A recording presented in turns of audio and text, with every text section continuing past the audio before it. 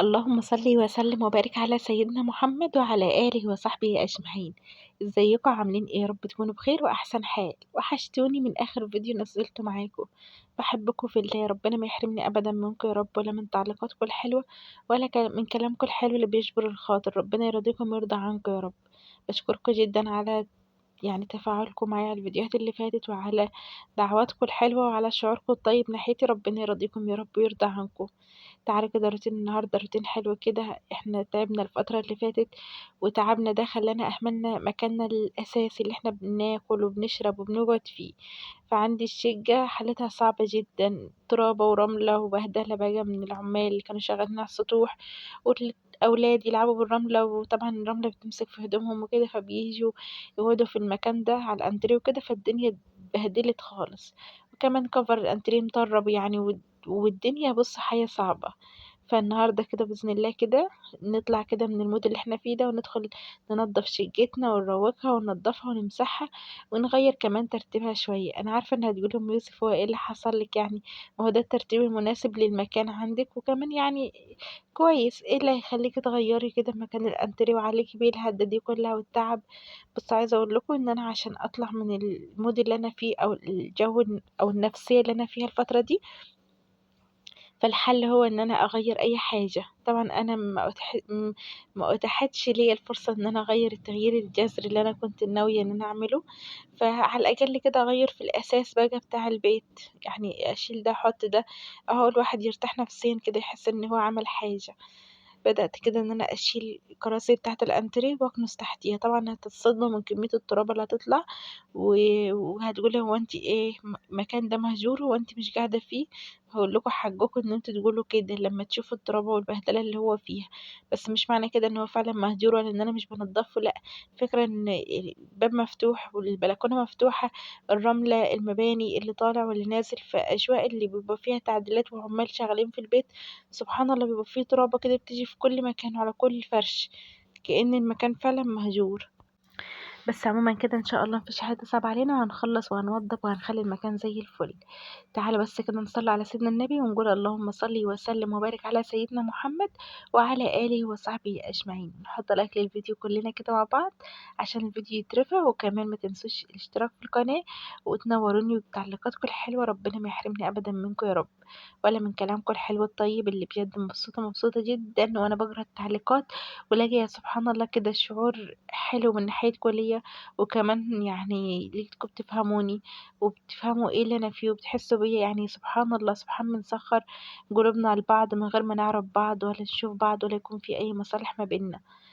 يعني صراحة انا مش عارفة اقول لكم ايه. كلمة شكرا دي قليلة عليكم، وقليلة في حقكم على كل حاجة كويسة انتوا عملتوها معايا. اللهم صل عليك يا حبيبي يا رسول الله. هنقول كنب كده بدل مكانه كنوع من التغيير شوية، وكمان هنشيل الكفر، مش هنحطه بتاع الانتريه ده، لا هنغسله وهنشيله كده، برضو كنوع من التغيير شوية، ان احنا نغير من الشكل والحياة اللي ايه اللي عينينا خلاص اتعودت عليها. طيب يبقى انتي يا ام يوسف كنت بتعملي التغييرات والتعديلات دي علشان زهقتي من منظر البيت وعايزة تغيري من باب التجديدات وكده؟ بص، او انا لو عملت كده فده حقي، لان احنا ربنا خلق الانسان مكرم. يعني ربنا كرمنا سبحانه وتعالى من فوق 7 سماوات، كرمنا وجعل لنا كده، يعني ميزنا عن كل المخلوقات التانية.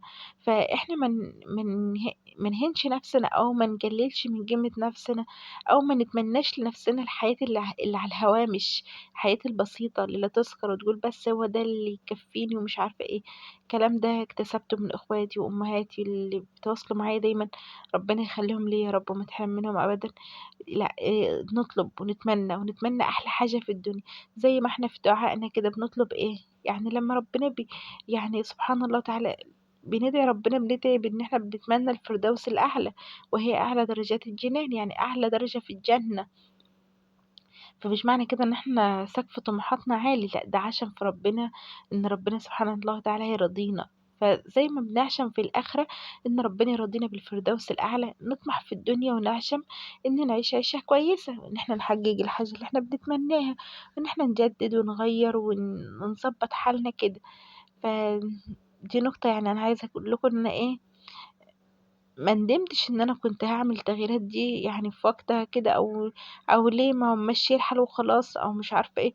لأ، بصّيت إن ربنا مكرّمنا، وربنا سبحانه وتعالى يعني أتاح لنا الفرصة إن إحنا نحسّن من حياتنا ومن نَفْسنا ومن شخصياتنا ومن لبسنا ومن أسلوب حياتنا ومن بيتنا. أي نعم يعني ناس كتير مش لاقية حيطة تأويها، فنحمد ربنا على اللي إحنا فيه.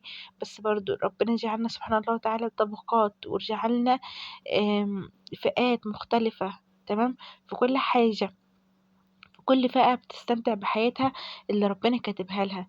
يمكن الحمد لله الواحد مستور، ودي أحلى وأجمل نعمة ربنا من علينا بيها. بس لو أتيحت لنا الفرصة إن احنا نغير في حاجة أو نجدد حاجة، منها هيكون تغيير لنفسيتنا، ومنها هيكون برضو حاجة عملية احنا محتاجينها، فما نبخلش عليها، نعملها فورا. يعني بصوا، البني آدم عمره مش مضمون. ما بين لحظة والتانية يكون قاعد كده يقوله ده فلان مات، ده فلانة ماتت. في لحظة بتسيب اللي وراكي واللي وراك، بتسيبوه وتروحوا. يعني سبحان الله، أنا بوجه كلام للكل مش لحد بعينه. فليه ما نستمتعش؟ ليه ما نعيش أحسن عيشة؟ ليه على قد إمكانياتنا. مش هقولكوا إن احنا هيبقى سقف طموحاتنا عالي ونتمنى حاجات فوق طاقتنا، لأ، احنا نطمح إن إحنا نعيش في المستوى اللي إحنا نملكه، وشوية بشوية نزيد ونتطور ونعيش أحسن وأحسن. الحمد لله على كل حال، ربنا يرضينا ويرضيكوا يا رب. فأنا والله التعديلات اللي كنت هاعملها مش من باب الرفاهية، مش من باب التغيير النفسية ولا كده، لأ، دي حاجات عملية وضرورية ولابد منها. أنا في البداية كده غيّرت cover الأنتريه عشان أغسله زي ما قُلت لكم، وكمان غيّرت الفرشة بتاعة الأرض. مش غيّرتها يعني، قصدي شِلتها كده، وكنست تحت الأنتريه ورصّيته بالرصة دي اللي انتوا شفتوها ولسه هتشوفوها معايا كمان دلوقتي. هجيب برضو الشقة كلها هكنسها. بالنسبة للناس الجديدة اللي لسه أول مرة تدخل معايا ومش فاهمة الشقة بتاعتي هي عاملة ليه كده وفاضية، لأ، عايزة أقولكم إن هي كان فيها صالون هنا، صالون كده شكله تحفة. آآ بس إيه، لمّا جينا نشتغل في الأوضة والسطوح وكده، لقينا إن إحنا ما لوش لازمة. الصالون في وش الباب كده هيطرّب وهيتبهدل، وخسارة يعني، هو قيّم كده مش عايزين نخسره. فأبو يوسف اقترح علينا إن إحنا ننزّله المنظرة تحت، منها هيكون إيه، محفوظ عشان التراب والبهدلة، وبرضه يعني يستغلّوا تحت إن هو يقعد بيه لمّا يبقى المنظرة فيها ضيوف كده وعدد كبير. اللهم صل وسلم وبارك عليك يا حبيبي يا رسول الله. لمّيت كده أعزكم الله الكنس والزبالة والحاجات اللي طلعت من الشقة كلها، أوضة النوم عندي والصالة وأوضة الأولاد والمطبخ وكل حاجة، كل حاجة. حتى هنا برضو الطرقة دي اللي أنا حطاها قصاد باب الحمام أخدتها تتغسل، وبعد ما تنشف هفرشها. يعني أنا عايزة إيه، حتى لو الشقة هترجع تتبهدل بعد يعني أقل من ثانية، هترجع حد كده جاي من برا معاه أكياس هيحدف ويسيبها كده والدنيا تتبهدل. لأ، أنا أنضّف، ولمّا تتبهدل أنضّف على خفيف، أفضل ما أنا أسيبها كده وبعدين الشغل كلّه يتراكم معايا. اللهم صل وسلم وبارك عليك يا حبيبي يا رسول الله. هنا كنت خلاص إيه، خلصت كنس الشقة كلّها، هاكنس بس قدّام الشقة، كل المكان اللي قدّام الشقة ده هاكنسه. وأنتم عارفين أكيد الترابة هتروح فين، هتروح في الأوضة المهجورة اللي هي قصادي يعني، تمام، لإن هي مفتوحة وفيها الرتش وفيها الكسر وفيها كل حاجة. بس لسه ما حطيناش إيدنا فيها ولا اشتغلناش ولا خدناش فيها إيه، أي قرار. اللهم صل وسلم وبارك على سيدنا محمد وعلى آله وصحبه أجمعين. صلوا على سيدنا النبي عليه أفضل الصلاة والسلام. وما تنسوش لايك للفيديو لو تكرمتم، وطبعا تنوروني باشتراككم في القناة. بعد ما نضفت الشقة كده وكنستها، ويعني كنستها كلها وغيرت ترتيب الصالون، قصدي الأنتريه، لا إله إلا الله، اللهم ذكرني، معلش أنا متلخبطة كتير في الفيديو ده. دخلت هنا على المطبخ، كان في صينية بقى مكان الغدا، شلتها، فضيت الأكل اللي فيها وبواقي العيش والحاجات دي كلها عشان أطلعها للطيور. تمام، أنا عاملة علبة كده مخصصاها للأكل والبواقي والطبيخ والحاجات دي كلها. تربية الطيور البلدي على فكرة في البيت نعمة، لأن هي بتلم لنا كل الحاجات اللي بتزيد مننا، عيش، أكل، طبيخ، أي حاجة بتزيد مننا يعني. تمام. لكن لو فراخ بيضة، الفراخ البيضة لا طبعا بتاكل أعلاف معينة، مش هينفع ان انا ادخل لها الاكل ده. ممكن البط والفراخ البلدي والحاجات دي هي اللي فعلا بتنفع في الحاجات ان هي تلم بواقي الاكل. منها حرام نعمة ربنا نرميها، ومنها نستفاد بالطيور اللي مربيينها من لحمها ومن بيضها يعني، ويكون في استفادة لينا. دخلت كده لميت المعينات اللي كانوا عندي دول حطيتهم في الحوض كده، وبدأت ان انا اغسل المواعين وهتكلم معاكم بقى وافضفض وافتح لكم قلبي. ربنا يخليكم ليا، انا بشكركم اصلا من غير اي حاجه على وقفتكم وعلى دعمكم النفسي ليا، وعلى مساندتكم وعلى دعواتكم الحلوه اللي بتدعوها لي. ربنا يرضيكم ويرضى عنكم يا رب. بس بقى انا اكبر معاناه عندي الحمد لله، هي مش معاناة، هي كل حياتنا نعم، وكل حياتنا طالما ربنا منن علينا بنعمة الستر والصحة والأولاد والرزق الحلال، دي خلاص انت كده ملكة ملكة في نفسك يعني. بس فعلا يعني كست بيت كده اكتر حاجة بتتعبني في بيتي في شقتي هنا هي وقفة المطبخ. من ناحية ايه؟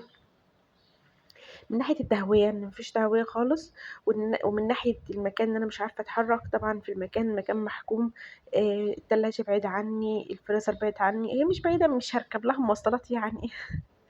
اصل في حد كده لما بقول له التلاجة في ايديه واللي هو انت تركبي لها توك توك يعني، ما هو صادق في نفس الشقة.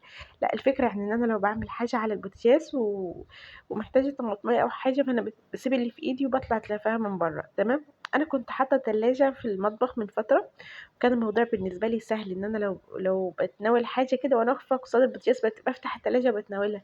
كان يعني الموضوع سهل كده وحلو. بس لما دخل علينا الصيف والتلاجة محطوطة في مكان كده محكوم وضيق، والجو سخن في المطبخ، والموتور بتاع التلاجة محتاج تهوية وكده، فالفني نصحنا ان احنا نطلعها في مكان فيه تهوية، لان هي عطلت مننا وباظت يعني اكتر من مرة ونصلحها خلال الصيف ده. فعشان كده طلعتها في الصالة، بعيدا عن ان الشكل مقبول او مش مقبول، بس هي بعيدة عن المطبخ برضو، بعيدة عن متناول ايدي. تمام. دي نقطة برضو هي اللي انا خلتني خدت خطوة ان انا انوي التغيير. تاني نقطة وهي زي ما انتم شايفين كده الحوض توصيلاته بعيدة عن توصيلات السباكة الرئيسية، يعني التوصيلات الأساسية كصرف ومية وكده. يعني أنا لو عايزة استعمل مية سخنة، طبعا السخان فين؟ السخان في الحمام عزكم الله. والحمام فين؟ الحمام في اول الشقة خالص. تمام. يعني مسافة طويلة. فعلشان استعمل مية سخنة من الحنفية، انا بفتح المية واستنى كده شوية كتار لحد ما المواسير كلها بتاعة المية تصفي المية الباردة اللي فيها، عشان تبدأ تنزل لي مية سخنة. تمام. شفتوا ازاي يعني؟ طيب بالنسبة للمية مقدور امرها وسهلة عادي. الفكرة بقى في التصريف بتاع الحوض. كتير بيقول لي لا نضفي الصرف اكيد مسدود بسبب الدهون مش عارفة. آم، يعني المشكلة دي سهلة وكلنا بنجابلها. لا يا جماعة افهموني، انا عندي الحوض يعني المطبخ بعيد عن الحمام، عشان ماسورة الصرف اللي هي بتاخد المية دي. بصوا شايفين انتوا عاملين ايه؟ على بال ما غسلت المواعين، وبرغم اني كنت بغسل بحرص ومية بسيطة، المية فاضت كده من تحت وطلعت وغرجت الدنيا. الحال ده انا فيه على طول. اللي عندي اللهم صل على سيدنا النبي، الماسورة اللي هي بتاعة الصرف دي اللي بتصرف المية بتاعة غسيل المواعين وبتاعة الحوض، دي ماشية بعرض الصالة. شايفين المطبخ بتاعي فين والفريزر فين؟ دي ماشية كده بالعرض، يعني واخدة من الحوض لحد عرض الصالة كده، المكان اللي أنا واقفة فيه ده. وبعد كده معمول لها لفة كده اللي هي بطول الصالة تاني، اللي هو واخدة الصالة من عند الفريزر بالظبط كده، من عند الديب فريزر كده لحد أعزكم الله الحمام اللي هو في أول الصالة. تمام. فاللفة اللي هي بالطول وبالعرض، والماسورة اللي القطر بتاعها صغير، لان هي ماشية تحت البلاط بتاع الشقة. تمام. فالقطر بتاعها صغير جدا. عارفين مواسير المية هي اكبر منه بشوية، فالمية لما تكون مندفعة او مية كتيرة في الحوض او كده، او البلاعة مسدودة ومرة واحدة اتفتحت المية، الماسورة مش بتقدر ان هي تتصرف المية بسرعة وبكمية كبيرة، فالمية بتفيض وبتطلع على المطبخ عندي.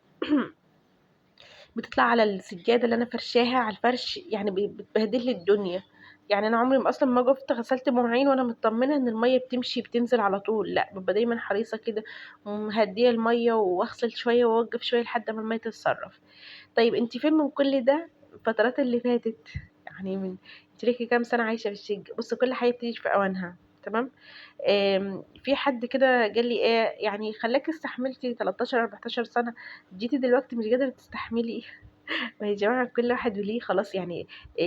زي البيبي كده الصغير لما بيبقى عنده فرط حركة ويشتغل ويلعب ويضحك ويتنطط سنه بيسمح له، طبيعة جسمه لينا عظمه بقى في السن الصغير ده بيسمح له ان هو يعمل كل الحاجات دي.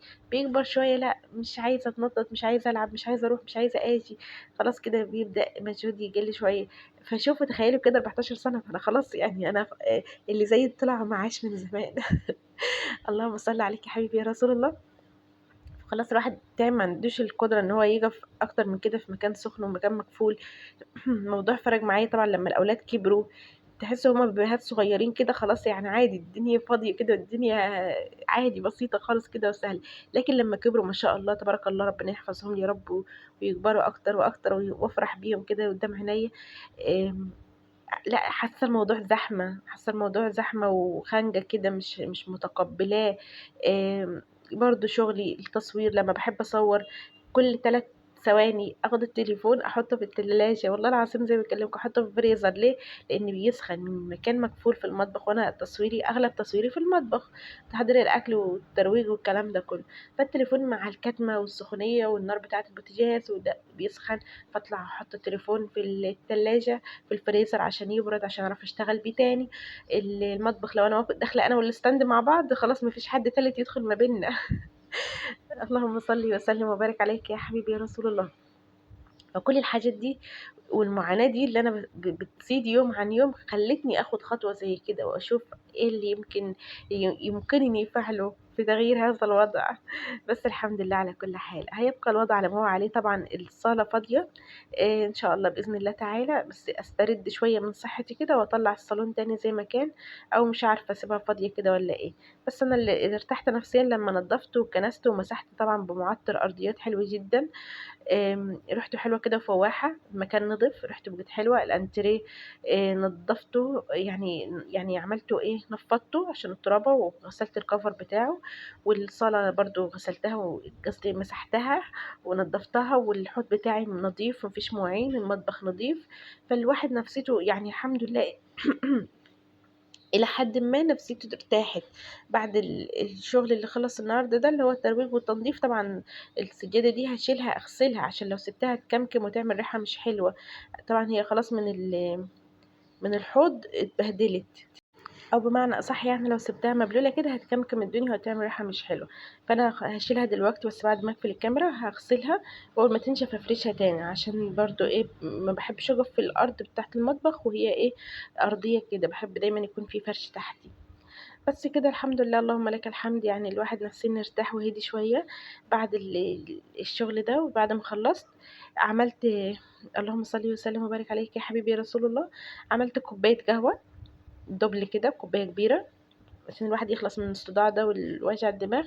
وشغلت بخور، بحب البخور جدا وبحب الروائح الحلوه دي. وقعدت سبته كده كام؟ دخل فرحني سبته كام؟ كام أهداف كام يعني انتوا كام فرقتوا؟ انتوا فريقكم انتوا 4 4 وانت جبت كام هدف؟ أنا جبت هدفين. جبت هدفين؟ نزلت شوط اول وشوط تاني ولا شوط تاني بقى؟ يعني شوط اول وشوط تاني ووقت اضافي. وجبت لها اهداف ضربات جزاء ولا في الوقت الاضافي؟ لا ضربات جزاء. طب مبروك يا سيف. ايه ده؟ طيب ده الفريق اللي كسب اسمه ايه؟ للفريق اللي كسب، كل اللي كسب يعني الفريق كله ولا اللي جاب اهداف؟ اللي جاب اهداف. افتح كده. انت جبت هدفين وحمد جاب هدفين صح؟ طب وده هينفع تلعب بيه في الأكاديمية بتاعتك ولا انت عشان زيك واحد؟ لا. مبروك يا سيف مبروك. عقبال ما تمضي في النادي اللي انت عايز تلعب فيه يا رب. تلعب في الاهلي ولا في الزمالك؟ اهلي. طيب عقبال ما تاخد تيشيرت الاهلي كده وتمضي كده تعاقد معاهم وتنضم للنادي، مع انك هتخالف قواعد ماما عشان ماما زملكاويه. مبروك يا سيف. يلا اقلع بقى شنطتك وروح غير هدومك وخد لك دش. انت هتشتغل اليوم كله عشان يعني هو راح الأكاديمية نعوضه لما يرجع بالشغل. لا حرام، ما هو في الأكاديمية تعب برضه.